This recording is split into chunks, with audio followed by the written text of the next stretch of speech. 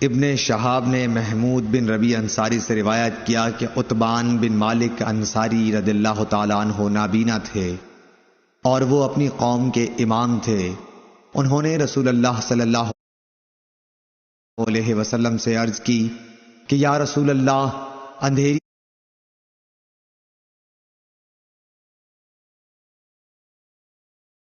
ابن شہاب نے محمود بن ربیع انصاری سے روایت کیا کہ عتبان بن مالک انصاری رضی اللہ تعالیٰ عنہ نابینا تھے اور وہ اپنی قوم کے امام تھے۔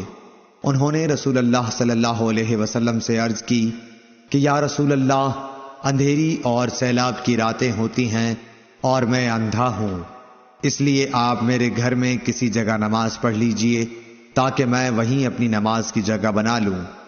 پھر رسول اللہ صلی اللہ علیہ وسلم ان کے گھر تشریف لائے اور پوچھا کہ تم کہاں نماز پڑھنا پسند کرو گے؟ انہوں نے گھر میں ایک جگہ بتلا دی اور رسول اللہ صلی اللہ علیہ وسلم نے وہاں نماز پڑھی۔ صحیح بخاری حدیث نمبر 667۔